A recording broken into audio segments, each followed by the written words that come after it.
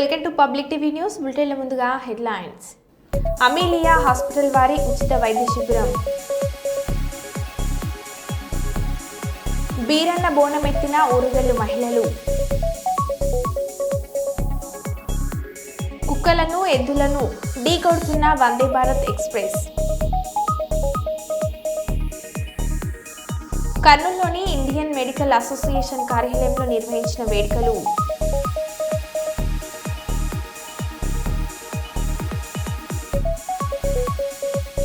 కలెక్టరేట్లోని సునయన ఆడిటోరియంలో mega parents teacher సమావేశం. ఇక వివరాల్లోకి వెళ్తే, తలసేమియా వ్యాధితో బాధపడుతున్న చిన్నారుల కోసం ఐవీఎఫ్ యువకులు రక్తదానం చేయడం, సేకరించడం ప్రశంసనీయమైన IVF central advisor board chairman Ganji Rajamouli Gupta తెలిపారు. ఇంటర్నేషనల్ వైశ్య ఫెడరేషన్ ఐవీఎఫ్ 12వ వార్షికోత్సవం సందర్భంగా ఐవీఎఫ్ సేవాదల్ డాక్టర్ బాలు ఆధ్వర్యంలో ముషీరాబాద్లోని వైశ్య హాస్టల్ ఆవరణలో ఏర్పాటు చేసిన మెగా రక్తదాన శిబిరాన్ని ఆయన ప్రారంభించారు. దేశంలోనే అత్యధిక యూనిట్ల రక్తాన్ని సేకరించిన ఘనత ఐవీఎఫ్ తెలంగాణకి దక్కుతుందని ఆయన వివరించారు. వైశ్యులందరినీ ఐక్యం చేయాలని మంచి సంకల్పంతో ఐవీఎఫ్ ను ఏర్పాటు చేయడం జరిగిందని తెలిపారు. సహకరిస్తున్నటువంటి ఐవీఎఫ్ యోజన విభాగం రాష్ట్ర అధ్యక్షులు కట్ట రమణ, ఎందుకంటే చెరొక వైపున ప్రతి జిల్లా కమిటీకి ఫోన్ చేస్తూ శిబిరాలను చేస్తే స్పందించారు. వేదిక పైన ఉన్నటువంటి రాజ్య కృష్ణమూర్తి అన్న, ముత్యాల సత్యన్న, పెద్దలు ఇంకా సంపన్న, పండు సంపన్న, అందరికీ పేరు పేరున మరి ముందున్నటువంటి ఐవీఎఫ్ సభ్యులు ప్రతి ఒక్కరికి పేరు పేరున నమస్కారాలు. ఎల్వి కుమార్ గారు మరి వారికి కూడా ప్రత్యేకంగా ధన్యవాదాలు తెలియజేస్తూ, మరి 2 సంవత్సరాల క్రితం తలసేమియా సికిల్ సెల్ సొసైటీకి కార్యక్రమానికి ముఖ్య అతిథిగా మరి ఉపలసీనలో వెళ్ళినప్పుడు అక్కడ నుంచి నాకు ఫోన్ చేశారు. 2023 సంవత్సరంలో మరి చిన్న పిల్లలకు బ్లడ్ దొరకడం లేదట. మరి ఇంటర్నేషనల్ వైశ్య ఫెడరేషన్ ఆధ్వర్యంలో క్యాంపులు పెట్టాలి అనే ఒక సూచనను మరి ఒక ఛాలెంజింగ్ గా తీసుకొని 2023 మే నుండి 2024 మార్చి 31 వరకు 1 ఇయర్ లోనే 2306 యూనిట్ల రక్తాన్ని మనం చేయవచ్చు. ఒక యూనిట్ 2 యూనిట్ కాదు, 2306 యూనిట్ల రక్తాన్ని భారతదేశ చరిత్రలో ఒక సంవత్సర కాలంలో ఇప్పటి వరకు ఏ సంస్థ అందించలేదు. అంత గొప్ప రికార్డు ఈరోజు ఇంటర్నేషనల్ వైశ్య ఫెడరేషన్. ఈరోజు దేశంలో ఎన్నో సంస్థలు సామాజిక సేవా కార్యక్రమాలు నిర్వహిస్తుంటే అన్ని సంస్థలకు ధీటుగా ఈ రికార్డు బ్రేక్ చేయాలంటే అంత సామాన్యం కాదు. ఇది already India book of records వచ్చింది, Guinness book of world record verification జరుగుతుంది. మరి వరల్డ్ బుక్ ఆఫ్ రికార్డ్స్ కూడా త్వరలోనే రాబోతుంది. ఎందుకంటే ఇది అంత సులువు కాదు. ఈరోజు ఒక క్యాంపులో 100 యూనిట్లు బ్లడ్ చేయాలంటే ఎంత కష్టమవుతుందో వేదిక పైన ఉన్న మిత్రులందరూ, పెద్దలందరూ కూడా క్యాంపులు పెట్టారు. ఈరోజు 14వ తేదీ కామారెడ్డిలో బ్లడ్ డొనేషన్ క్యాంప్ పెట్టాం. సూచనల మేరకు నేషనల్ కమిటీ, రాష్ట్ర కమిటీ సూచనల మేరకు మరి క్యాంప్ పెడితే 97 యూనిట్ల రక్తాన్ని సేకరించి మరి మొదటి స్థానంలో మరి కామారెడ్డి నిలిచింది. ఆ తర్వాత మేడ్చల్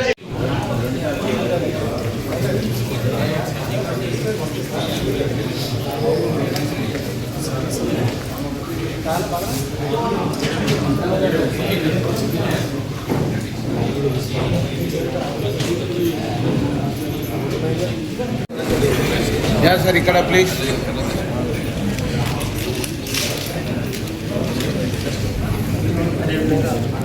సాము పట్టణ గారు,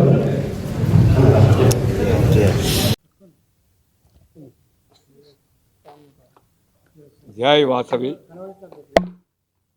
ఇంటర్నేషనల్ వైశ్య ఫెడరేషన్ 12వ వార్షికోత్సవ సందర్భంగా తలసేమియా వ్యాధితో బాధపడుతున్న చిన్నారుల కోసం నిర్వహించిన రక్తదాన శిబిరం ఈరోజు ఆర్యవైశ్య హాస్టల్ ముషీరాబాద్లో ప్రారంభించబడినది.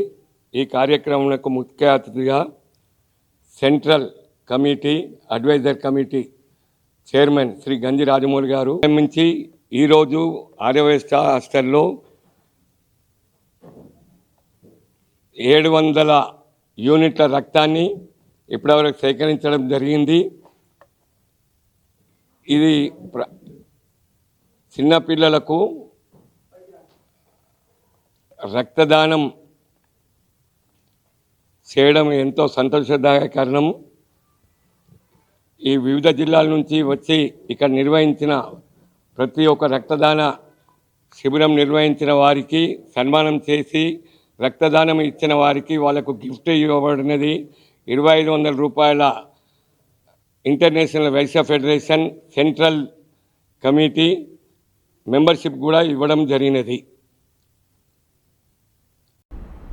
ప్రజల బాధ్యత రక్షణల ధ్యేయంగా విజిబుల్ పోలీసింగ్ జిల్లా ఎస్పీ విక్రాంత్ పాటిల్ జిల్లా ఎస్పీ ఆదేశాలతో ముమ్మరంగా వాహనాల తనిఖీలు. జిల్లాలో ప్రజల భద్రత రక్షణ శాంతి భద్రతల పరిరక్షణ ట్రాఫిక్ నియంత్రణ కోసం పోలీసులు పోలీసింగ్ నిర్వహించారు. ప్రతిరోజు సాయంత్రం జిల్లా అంతటా విజిబుల్ పోలీసింగ్ లో భాగంగా వాహనాల తనిఖీలు చేపట్టారు. ప్రధానంగా రోడ్డు భద్రత నియమాలపై అవగాహన చేశారు. హెల్మెట్ సీటు బెల్ట్ ధరించాలని డ్రంక్ అండ్ డ్రైవింగ్ కు దూరంగా ఉండాలని సూచించారు. అదేవిధంగా రోడ్ సేఫ్టీ ఉల్లంఘనపై చర్యలు తీసుకున్నారు. విజిబుల్ పోలీసింగ్ లో వాహన చోదకులు ట్రిపుల్ రైడింగ్ వాహనానికి సరైన నెంబర్ ప్లేట్ లేని వారిని వాహన సంబంధిత రికార్డులు లేని వారిని హెల్మెట్ లేకుండా మోటార్ సైకిల్ నడిపే వ్యక్తులను సెల్ ఫోన్ డ్రైవింగ్ మరియు రైడ్స్ డ్రైవింగ్ చేసే వారిని గుర్తించి రోడ్డు భద్రత మోటార్ వాహనాల చట్టం నియమ నిబంధనల గురించి అవగాహన చేస్తున్నారు.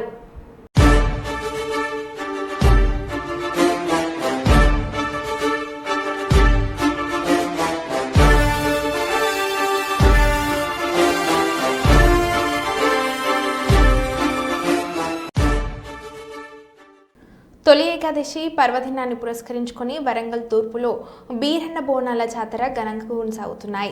ఉదయం కుర్మకులస్తులు తమ కుల ఆచార సాంప్రదాయ ప్రకారం ఇంటి నుండి కట్టుబాట్లతో కార్యక్రమాలను చేపట్టారు.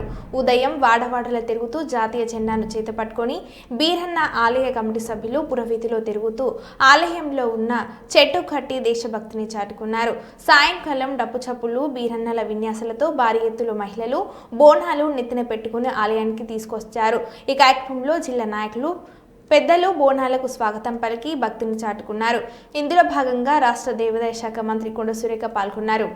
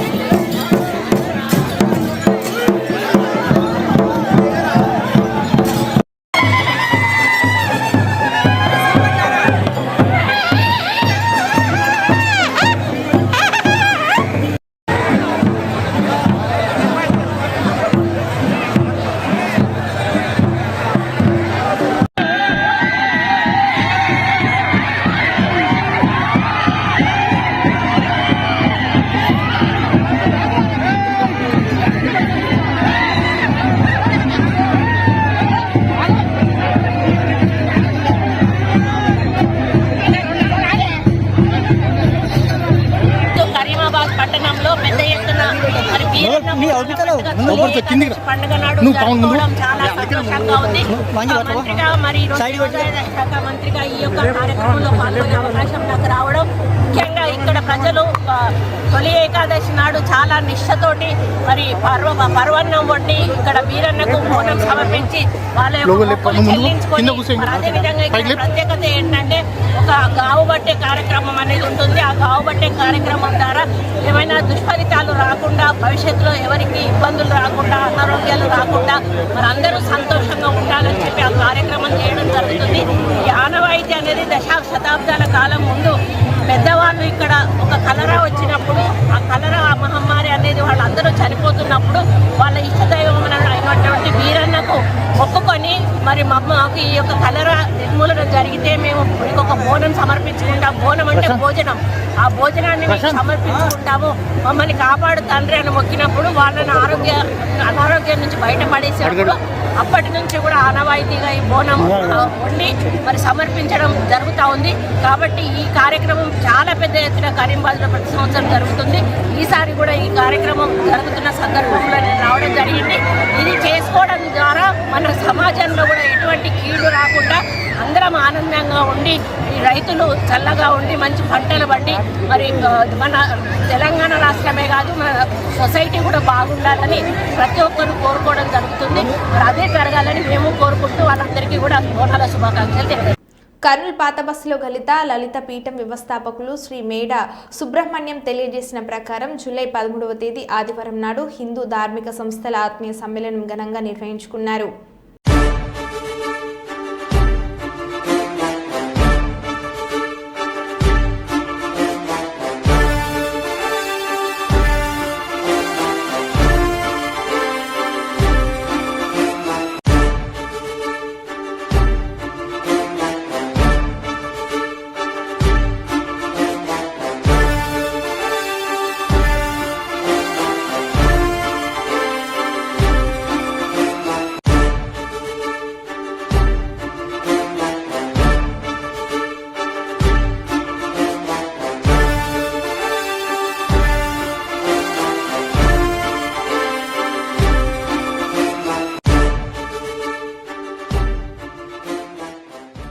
శ్రీశైలం డ్యాంను పరిశీలించిన గేట్ల నిపుణులు కన్నయ్య నాయుడు జలాశయం నుంచి 60 మీటర్ల దూరంలో ప్లంజ్ పూల్ ఏర్పడింది. దీనివల్ల డ్యాముకు ప్రమాదం లేదు. రాబోయే 5 ఏళ్లలో కొత్త రేడియల్ ట్రస్ట్ గేట్లు అమర్చుకోవాలి. ప్రస్తుతం మెయింటెనెన్స్ బాగుంది.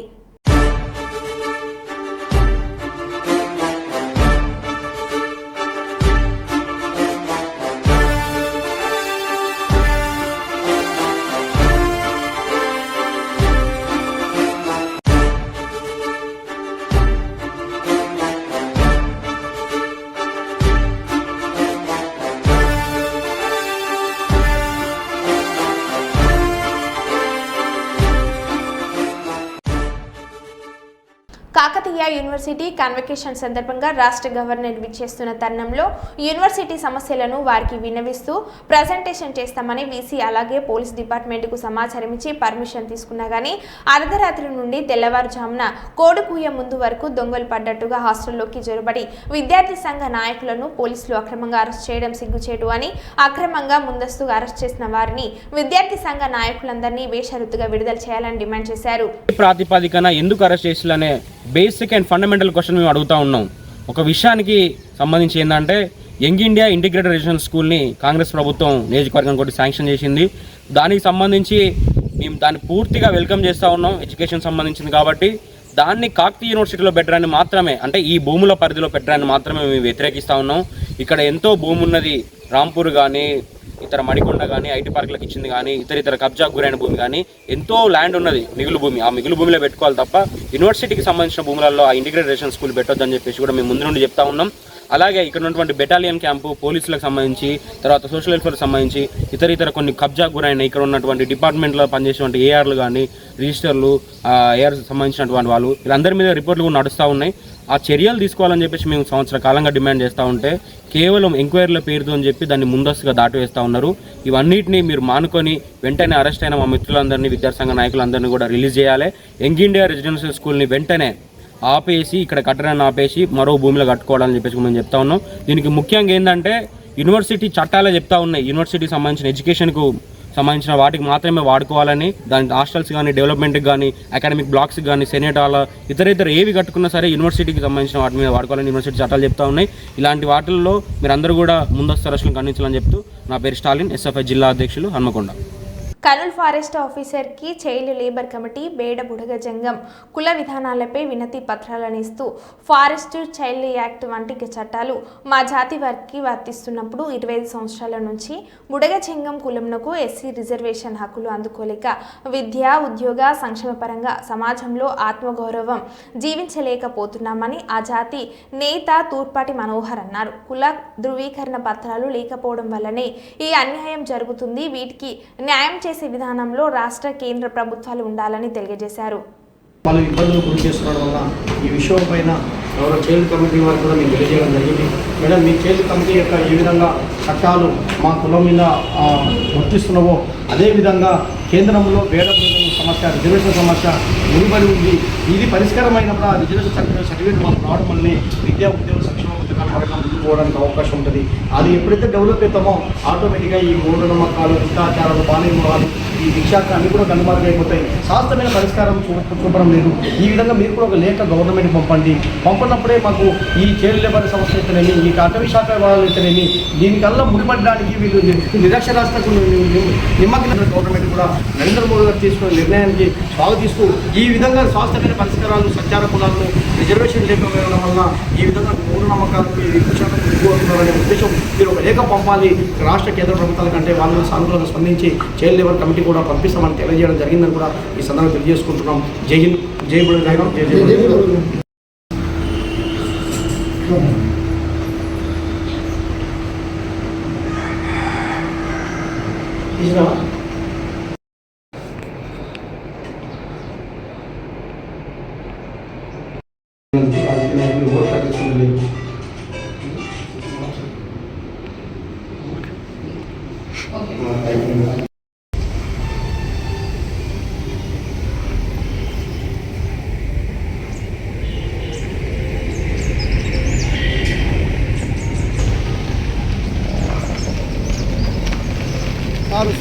ఈరోజు ఫారెస్ట్ ఐఎఫ్ఎస్ అంటే ఫారెస్ట్ అధికారిని కలచడం జరిగింది, మేడం గారిని, గౌరవ మేడం గారిని. మా కర్నూలు జిల్లాలో బేడ బుడగజంగం కమ్యూనిటీకి చెందిన మా యొక్క కులస్తులు పూర్వం నుంచి ఆనవాయితీ అయినటువంటి ఉడుములు, ఉడతలు, నక్కలు, పిల్లులు, ముంగీసలు వంటి చిన్న చిన్న తాంబేలు వంటి చిన్న చిన్న చిరు జంతువులను వేటాడి భుజించడం ఆనవాయితీ. అందులో భాగంగానే అక్కడక్కడ ఫారెస్ట్ ఆఫీసర్లు అది అనుమతి ఇది ఆసరగా తీసుకొని వారు నక్కలు, జింకలు, ఇలాంటి దుప్పిలు, ఇవి నెమళ్ళు వేటాడుతున్నారని చెప్పి మా ఊళ్ళ యొక్క పరికరాలను ఆ వలలను అవి చూసి కేసులు బనాయిస్తున్నారు. దీనివల్ల చాలా సఫర్ అవుతున్నారు కోట్ల చుట్టూ తిరిగి. కాబట్టి దయచేసి మేము చిన్న చిన్న జంతువులను తింటాం కానీ మా ఫారెస్ట్కి సంబంధించినటువంటి అటవీ శాఖకు సంబంధించినటువంటి జంతువులను మేము వేటాడము. అసలు ఉన్న ప్రాణులను రక్షించడమే మా బాధ్యత కూడా. కానీ ఈ విధంగా చిన్న చిన్న జంతువులను తింటడం అనేది చిన్న కారణం చెప్పి మా ఊళ్ళ మీద కేసులు పెట్టడం వల్ల చాలామంది కుటుంబాలు దీన వ్యవస్థలో పడిపోతున్నాయమ్మా. ఇది మారాలి. అక్కడ ఫారెస్ట్ ఆఫీసర్లు కూడా తెలియజేయండి దయచేసి. మా ఊళ్ళ మీద కేసులు లేకుండా ఆలోచించాలని తెలియజేయడం జరిగింది.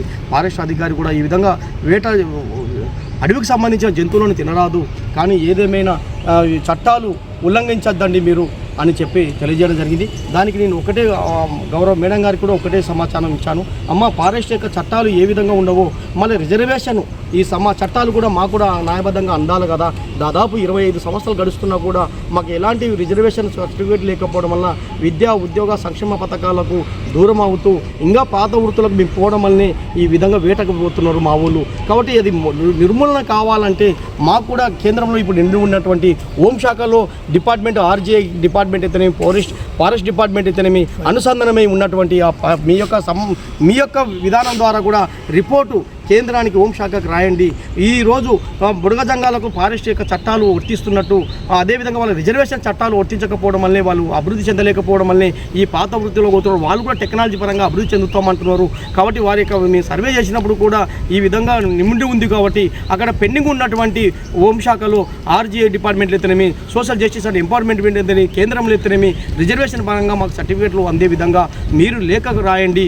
ఈ విధంగా చట్టాలు ఫారెస్ట్ చట్టాల మాదిరిగా విధంగానే రిజర్వేషన్ చట్టాలు కూడా వీళ్ళకి సమానంగా అందినప్పుడే వీళ్ళు అభివృద్ధి చెందుతారని చెప్పి ఒక పాయింట్ రాసి మీరు కేంద్రానికి పంపాలని చెప్పి కోరడం, దానికి సానుకూలంగా స్పందించిన మేడం గారు కూడా తక్షణమే మేము పంపిస్తాం, మా పై ఆఫీసర్లకు ఇతరమే, రాష్ట్రానికి ఇతరమే, కేంద్రానికి ఇతరమే పంపిస్తాను, ఈ విధంగా మీరు అభివృద్ధి చెంది మార్పు చెందుతామంటే మా కోణంలో కూడా మీకు న్యాయం చేస్తామని చెప్పడం జరిగిందని కూడా ఈ విధంగా తెలియజేసుకున్నాం. జై హింద్, జై బుడగ జంగం, జై జై.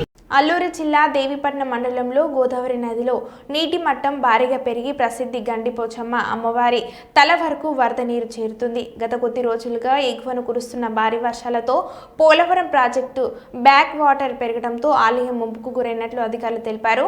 భక్తుల భద్రతను దృష్టిలో ఉంచుకొని అమ్మవారి దర్శనాలను తాత్కాలికంగా నిలిపివేయనట్లు ఆలయ అధికారులు ప్రకటించారు. వరద ముంపు ఉన్న గ్రామాలను అధికారులు అప్రమత్తం చేస్తున్నారు.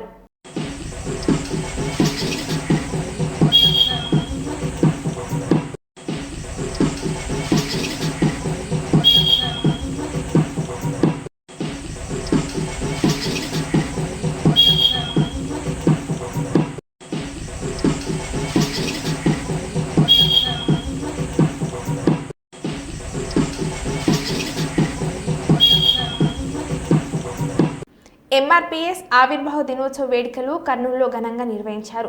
కల్లూరులోని అంబేద్కర్ విగ్రహం వద్ద ఎంఆర్పీఎస్ ఎంఎస్పీ నాయకుల ఆధ్వర్యంలో పద్మశ్రీ మందకృష్ణ మాదిగ 61వ జన్మదిన వేడుకలు మరియు ఎంఆర్పీఎస్ 31వ ఆవిర్భావ దినోత్సవ వేడుకలను నిర్వహించారు. ఈ సందర్భంగా కేక్ కట్ చేసి ఉద్యమంలో చురుగ్గా పాల్గొన్న సీనియర్ నాయకులను సన్మానించారు. ఈ సందర్భంగా పాములు కుమార్ మాట్లాడారు.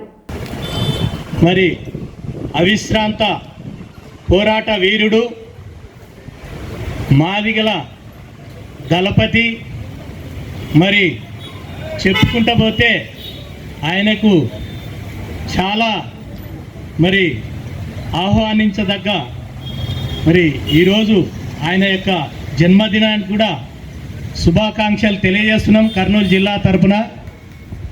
మరి ముఖ్యంగా జూలై 7,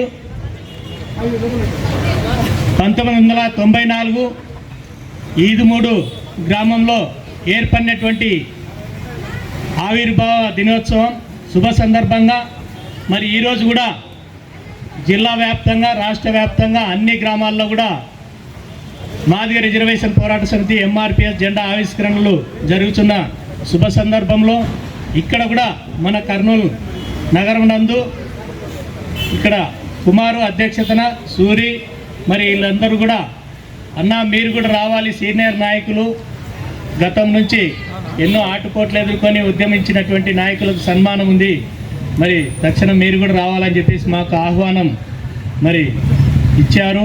వెంటనే వారి ఆహ్వానాన్ని మన్నించి మేము కూడా ఇక్కడికి రావడం జరిగింది. మరి అంతేకాకుండా ఈ యొక్క ఉద్యమంలో సాధించుకోవడానికి 30 సంవత్సరాల సుదీర్ఘ పోరాటంలో ఈ యొక్క విజయాన్ని నిజంగా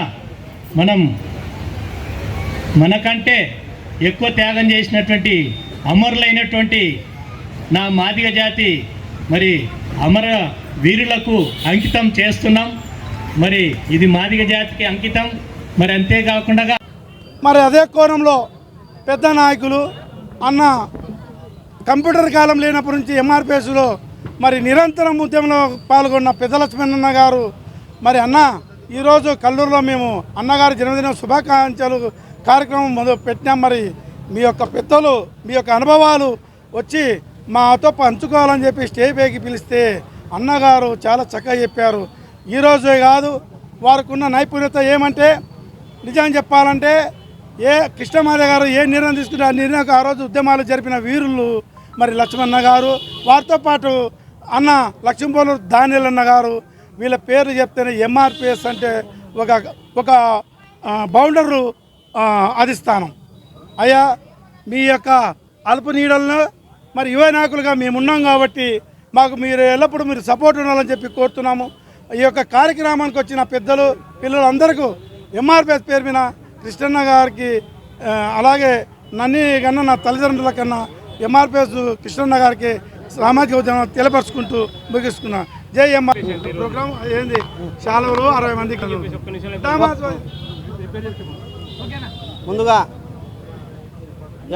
ఎంఆర్పిఎస్ వ్యవస్థాపక అధ్యక్షులు మందకృష్ణ మాదిగ గారికి 61వ జన్మదిన శుభాకాంక్షలు. అలాగే ఎంఆర్పిఎస్ 31వ సంవత్సరం ఆవిర్భావ దినోత్సవం సందర్భంగా ముందుగా ఎంఆర్పిఎస్ ఎంఎస్పీ నాయకులకు బడుగు బలహీన వర్గాలకు అందరికీ మందకృష్ణ మాదిగ గారి తరఫున శుభాకాంక్షలు తెలియజేస్తున్నాం. ఎస్సీ వర్గీకరణ సాధించిన తర్వాత మొట్టమొదటిగా 61వ జన్మదినం తెలియజేసుకుంటున్నటువంటి కృష్ణ మాదిగ గారికి, అలాగే ఈ ఎస్సీ వర్గీకరణకు సహకరించినటువంటి కేంద్రంలో ఉన్నటువంటి బీజేపీ గవర్నమెంట్కి, రాష్ట్రంలో ఉన్నటువంటి చంద్రబాబు నాయుడు గారికి ఎంఆర్పిఎస్ కర్నూలు జిల్లా కమిటీ తరఫున ధన్యవాదాలు తెలియజేస్తున్నాం.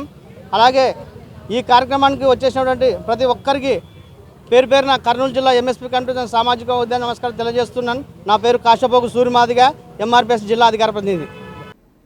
మరో బులెటిన్లో మళ్ళీ కలుద్దాం. స్టే